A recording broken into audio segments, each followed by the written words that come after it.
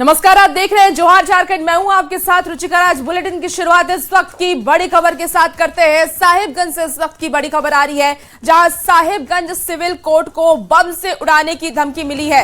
Email के जरिए court को उड़ाने की धमकी दी गई है। आपको इस वक्त की एक बड़ी खबर बता रहे हैं। सूचना मिलते ही दल बल के साथ मौके पर पहुंची है एसपी, और धमकी के बाद कोर्ट परिसर में हड़कंप मच गया। सुरक्षा कड़ी कर दी गई है। पुलिस ने कोर्ट के कोने कोने की तलाशी भी अब शुरू कर दी है। धमकी के बाद अलर्ट मोड में साहिबगंज पुलिस नजर आ रही है। इस वक्त की आपको ये सबसे बड़ी खबर साहिबगंज से बता रहे हैं, जहां साहिबगंज सिविल कोर्ट को बम से उड़ाने की धमकी दी गई। ईमेल के जरिए कोर्ट को उड़ाने की धमकी दी गई। सूचना मिलते ही दल बल के साथ मौके पर एसपी पहुंचे और वहां पर जांच शुरू कर दी गई है। धमकी के बाद कोर्ट परिसर में हड़कंप भी मचा हुआ है। सुरक्षा कड़ी कर दी गई है।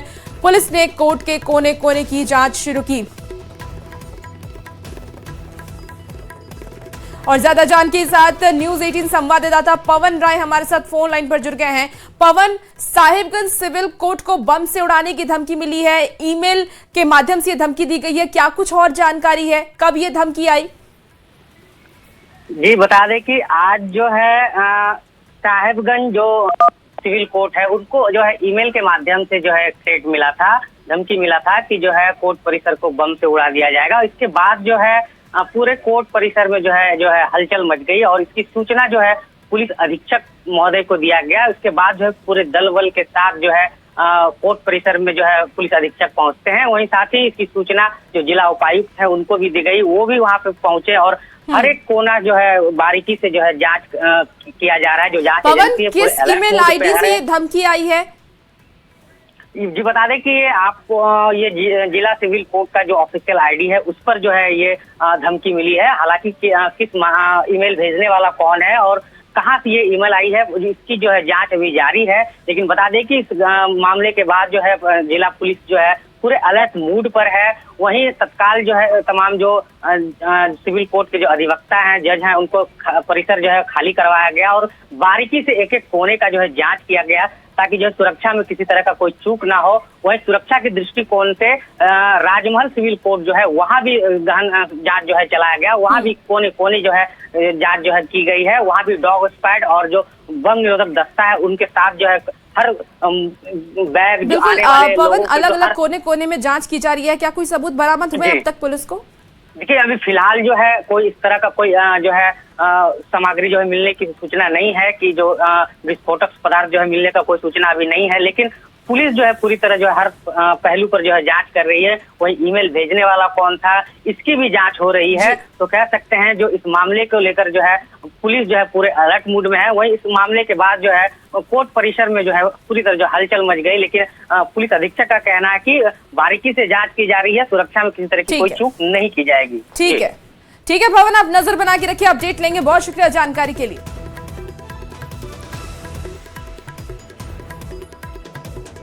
और देखिए, गुमला के रामपुर पंचायत के बुकमा गांव में जंगली हाथी के हमले में 70 साल के बुजुर्ग घायल हो गए हैं। आपको बता दें कि महिपाल लोरा जंगल में महुआ चुनने के लिए गए थे, तभी जंगली हाथियों ने उन पर हमला कर दिया। सूचना के बाद वन विभाग की टीम और ग्रामीणों ने मिलकर के उन्हें सामुदायिक स्वास्थ्य केंद्र पहुंचाया, जहां प्राथमिक उपचार के बाद बेहतर इलाज के लिए सदर अस्पताल में रेफर किया गया।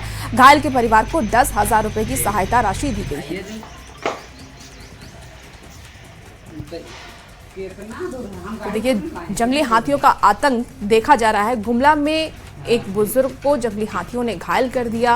वो महुआ चुनने के लिए गए थे, वहां पर जंगली हाथियों ने अपना शिकार बनाया, उन्हें घायल कर दिया। फिलहाल उनकी स्थिति अभी नाजुक बनी हुई है। उन्हें फिलहाल अस्पताल में इलाज के लिए भर्ती कराया गया है। लेकिन लगातार इस तरीके की घटनाएं सामने आ रही हैं और वन विभाग से ग्रामीण यही अपील कर रहे हैं कि हाथियों के आतंक को रोका जा सके। और कोडरमा में जंगली हाथियों का उत्पात एक बार फिर से जानलेवा साबित हुआ है। 2 अलग अलग घटनाओं में हाथियों ने 2 लोगों को कुचल करके मार डाला, जबकि एक महिला गंभीर रूप से घायल है। आपको बता दें कि मरियमपुर के बेहोर टोला में घुसे हाथी ने 55 साल की महिला को अपना शिकार बनाया। वहीं बोनाकाली इलाके में एक मजदूर की भी जान चली गई। हाथियों के हमले से पूरे इलाके में दहशत का माहौल है। वन विभाग की टीम मौके पर पहुंची है, लेकिन हाथियों को पूरी तरह खदेड़ने में अभी तक सफलता नहीं मिल सकी।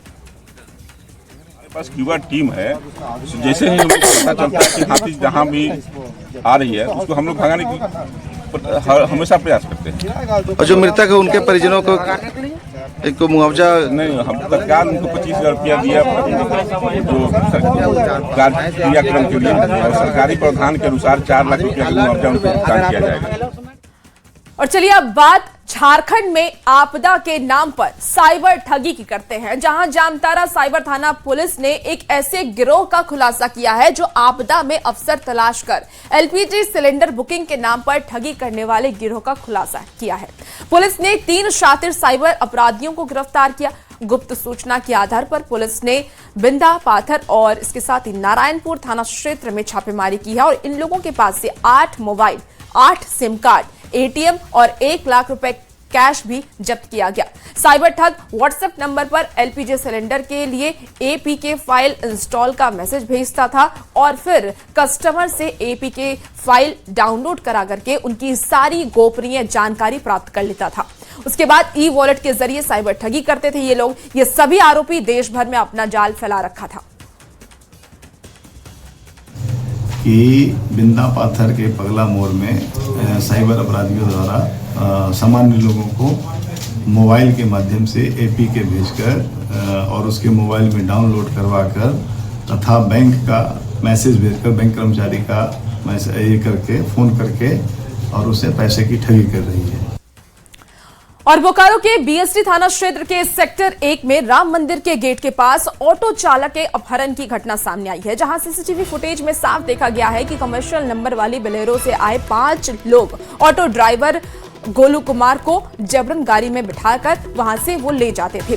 घटना की जानकारी मिलने पर पुलिस ने तुरंत जांच शुरू कर दी है। प्रत्यक्षदर्शियों के मुताबिक भीड़भाड़ वाले इलाके में दिन रात इस तरह की वारदातें सुरक्षा व्यवस्था पर गंभीर सवाल भी खड़े करती हैं। ये तस्वीरें देखिए, आपको दूसरी तस्वीर दिखा रहे हैं जो सीसीटीवी फुटेज है, वो किस तरीके से लोग वहां पर घात लगाए बैठे होते हैं। एक बोलेरो आता है और वहां पर ऑटो ड्राइवर को जबरन वहां से उठाते हैं, बोलेरो में डालते हैं और वहां से फरार हो जाते हैं। फिलहाल पुलिस सीसीटीवी के सहारे पूरे मामले की तहकीकात कर रही है और अपहरित व्यक्ति की सुरक्षा सुनिश्चित करने में जुटी है। एक आदमी को इधर से 2 आदमी पकड़ के लाया, पीछे से बोलेरो आया और उसमें जबरदस्ती बैठा करके ले तो गाड़ी की पूजा कर रहे थे और देखे कि सामने में जो है तो गाड़ी में जबरदस्ती भर रहा है। तो हम किसी को बोले कि भाई किसी को फोन कीजिए पुलिस को, तो वो बोला कि नहीं झमेला हो जाएगा, ये होगा वो होगा, इसलिए कुछ भी नहीं करा। और सीधे अब आपको पटना लेकर के चलते हैं, जहां बापू सभागार में सम्राट चौधरी संबोधित कर रहे हैं। बिहार के लोकप्रिय मुख्यमंत्री नीतीश कुमार जी का एक बार जोरदार ताली बजाकर स्वागत कीजिए साथियों। इस मंच पर उपस्थित भारतीय जनता पार्टी के राष्ट्रीय अध्यक्ष हमारे भाई सांसद विधायक माननीय नितिन नवीन जी, इस मंच पर उपस्थित बिहार के लोकप्रिय उप मुख्यमंत्री विजय सिन्हा जी, माननीय मंत्री वरिष्ठ साथी आदरणीय विजय चौधरी जी, माननीय मंत्री श्री रामकृपाल यादव जी, इस मंच पर उपस्थित तमाम माननीय विधायकगण, माननीय विधान परिषद के सदस्यगण और इस मंच पर उपस्थित तमाम एनडीए के साथीगण, आज इस मंच के सामने उपस्थित तमाम भाइयों, बुजुर्गों, नौजवान साथियों, छोटे छोटे बच्चों, माताएं, बहनों, आज साथियों समृद्धि यात्रा में आदरणीय मुख्यमंत्री जी ने 37 जिले के यात्रा करके आज 38वें जिले पटना की पावन धरती पर आए और आज ही के दिन आने के पहले माननीय मुख्यमंत्री जी ने सर्वप्रथम सम्राट अशोक के मूर्ति पर श्रद्धा सुमन अर्पित करने का काम किया। मैं उनका स्वागत भी करता हूं। और आज ये पूरा परिसर जो आप देख रहे हैं, बापू सभागार से लेकर ज्ञान भवन, ये पूरी संरचना मुख्यमंत्री जी ने इस पूरी संरचना का नाम सम्राट अशोक कन्वेंशन हॉल के तौर पर नाम किया। इसके लिए भी इनको बधाई देता हूं। और आज उनको याद करते हुए, क्योंकि जिस व्यक्ति ने स्वर्णिम काल दिया इस भारत को, भारत उन्नति की ओर गया, इसके पहले भी कई राजा हुए, लेकिन कभी भी अखंड भारत का सपना साकार नहीं हो पाया। लेकिन सम्राट अशोक का दो चेहरा है साथियों। मैं इसलिए कह रहा हूं कि ये बिहार की उत्पत्ति के लोग हैं और यहां से दो चेहरा दिखा। एक चंड अशोक दिखा जिसने सारी मर्यादा को लांगा और इस अखंड भारत की कल्पना को समृद्धसर जमीन पर लाने का काम किया। और दूसरा सम्राट अशोक का चेहरा दिखा जब गौतम बुद्ध से उनकी मुलाकात हुई। भगवान गौतम बुद्ध ने जो शिक्षा दिया, उनकी जो करुणा थी, उस करुणा के साथ जब वो खड़ा हुए तो दुनिया में शांति का संदेश भी सम्राट अशोक ने दिया। साथियों, आज इस मन से मैं जरूर कह सकता हूं कि बिहार की उन्नति का रास्ता बिहार के मुख्यमंत्री नीतीश कुमार ने खोला। आज देश यदि खड़ा है, आदरणीय मोदी जी के नेतृत्व में भारत बढ़ रहा है और भारत की कल्पना यदि सम्राट अशोक ने सोने की चिड़िया किया था तो बिहार के लोकप्रिय मुख्यमंत्री नीतीश कुमार ने बिहार की समृद्धि का कल्पना नीतीश कुमार ने किया साथियों। और आज देश के प्रधानमंत्री जी ने कहा है कि मेकिंग इंडिया का सपना देखो, दुनिया में भारत के लोगों की पहचान दिखे।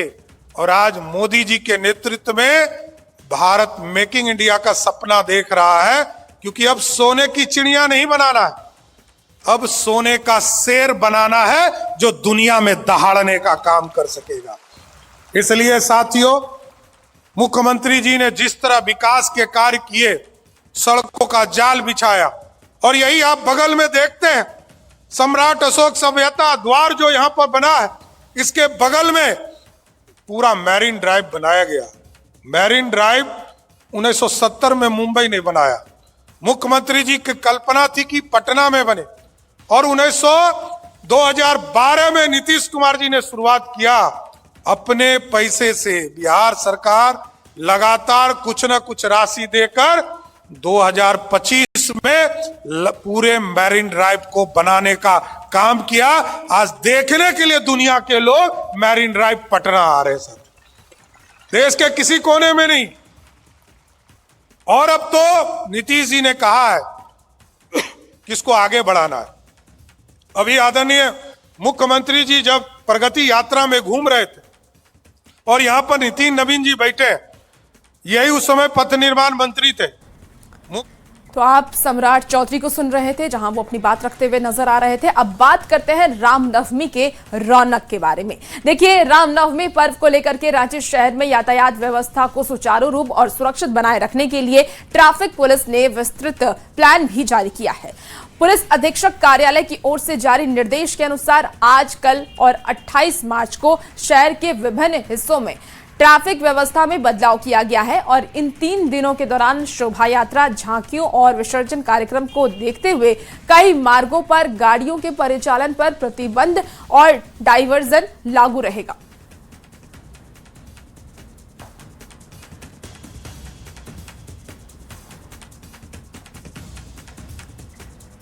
और आज शाम विभिन्न अखाड़ों से झांकियां निकाली जाएंगी। इस दौरान शाम 4 बजे से अगले सुबह के 6 बजे तक शहर में भारी गाड़ी के प्रवेश पर रोक रहने वाली है। ग्राफिक्स के माध्यम से आपको तमाम जानकारी भी दे रहे हैं। देखिए, छोटे मालवाहक गाड़ियों का परिचालन भी शाम के 5 बजे से रात के 12 बजे तक बंद रहेगा। और इसके अलावा किशोरी यादव चौक, अपर बाजार, महावीर मंदिर चौक, शहीद चौक, सुभाष चौक और सुजाता चौक जैसे प्रमुख मार्गों पर ऑटो, टोटो और नगर निगम की बसों का परिचालन भी प्रतिबंधित रहेगा। राजधानी रांची में रामनवमी को लेकर के 27 मार्च से सुबह के 8 बजे से 28 मार्च सुबह 4 बजे तक भारी वाहनों का प्रवेश प्रतिबंधित रहेगा। इसके साथ ही दोपहर के 12:30 बजे से रात के 12:30 बजे तक ऑटो, टोटो के साथ सभी छोटे वाहन भी शहर में नहीं चलेंगे, यानी कि दोपहर के 1 बजे से जुलूस समाप्ति तक कई प्रमुख सड़कों पर आम वाहनों की आवाजाही बंद रहेगी, जिसमें कि किशोरी यादव चौक से अपर बाजार और महावीर मंदिर चौक शामिल है। एसएसपी आवास चौक से कचहरी चौक और शहीद चौक, सर्कुलर रोड से जेल चौक तक, अल्बर्ट एक्का चौक और प्लाजा चौक, इसके साथ ही चढ़ी तालाब से पुरोलिया रोड मेन रोड से जुड़ी गलियां जैसे कि SN गांगुली रोड और चर्च रोड, सुजाता चौक, राजेंद्र चौक, विस्का मोड़ और रातू रोड क्षेत्र, इन सभी स्थानों पर पूरी तरीके से नो एंट्री लागू रहेंगी और जरूरत के अनुसार ट्रैफिक डाइवर्ट किया जाएगा। इसके साथ तो 27 तारीख को दोपहर के 2 बजे से हमारा जो मेन रोड है, मेन रोड में जो सामान्य यातायात आवागमन है वाहनों का, वो पूरी तरह से वर्जित रहेगा। और उसी तरह से जो हमारा पंडरा से कुछ शोभा यात्राएं आती हैं, वो किशोरी यादव होते हुए अपर बाजार महावीर चौक होते हुए वो मेन रोड में जाते हैं, तो वो भी रूट पूरी तरह से बंद रहेगा।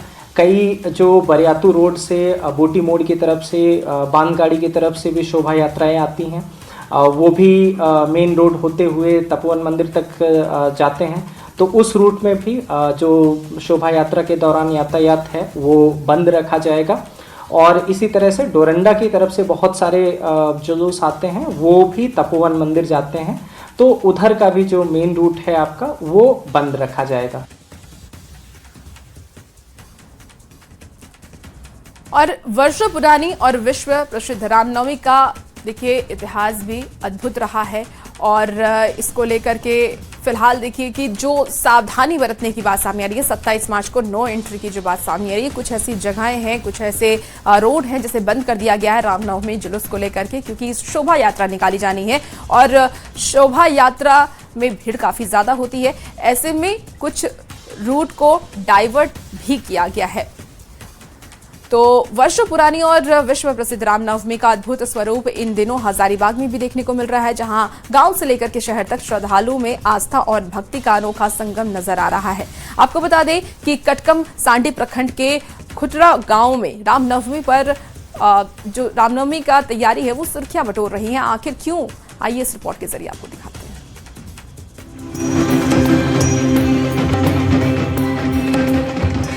खुटरा गांव में झंडा स्थापित करने की परंपरा सदियों पुरानी है।